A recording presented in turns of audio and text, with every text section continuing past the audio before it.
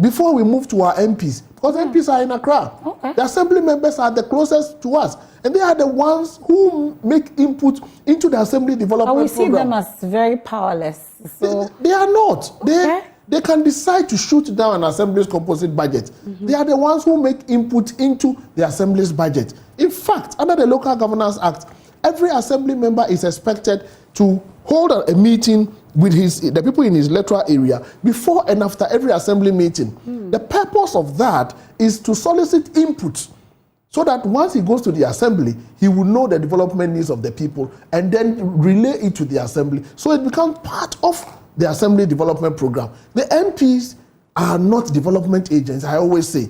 The MPs' work primarily is to make laws, but they also have the power to lobby. But the assembly member's role is to channel your development needs to the assembly, make sure it is in the plan, make sure there is a budget for it, make sure it happens. So the assembly member is the most important person. Secondly, let me say that the assembly level election is interested because that brings governance closer to you. When we talk about governance, it's not all of us who can reach the president in Accra. It's not all of us who can reach the speaker in Accra. It's not all of us who can even see our MPs. But if you want to participate in governance, it starts with you electing your assembly member, holding the assembly member accountable, and then making sure that when development is not coming, you knock at the door of the assembly member. So that is the beginning. And you see, I started by saying building blocks. Once you are able to participate in local level elections and you elect your unit committee member, you elect your assembly member, the next one you should be waiting for is to elect your MP next year, and then you elect your president. Then after that, the structure is set.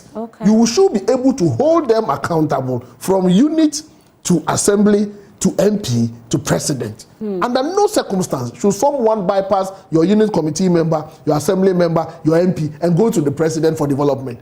If local governance is working well, and that is the education we should send down to people. Okay. Well, it looks like we are leaving the foundation. We have left the foundation, MFA. And we are building on a weak foundation. We are building on a very weak foundation. And that's why I said that it is not for nothing that the Constitution under Article 2, I think Article 246, is clear that the election to the district assembly shall be held every 4 years, except that such elections are to be held, shall be held at least 6 months apart, that of Parliament. Okay. You do that one first, and then the foundation is well built, and then you move to MP, and then you move to the president. I urge all Ghanaians to take part in all these 3 elections. Those are the building blocks for our development. These are the people who are going to determine our development in the next 4 years. Okay. And we are starting. So 2024 to 2028 starts on Tuesday. Everybody must take part. Elect your unit committee member, elect your assembly member, and then position yourself to elect your MP, position yourself to elect your president. Now it will be set. Then you hold them accountable to bring the needed. Okay.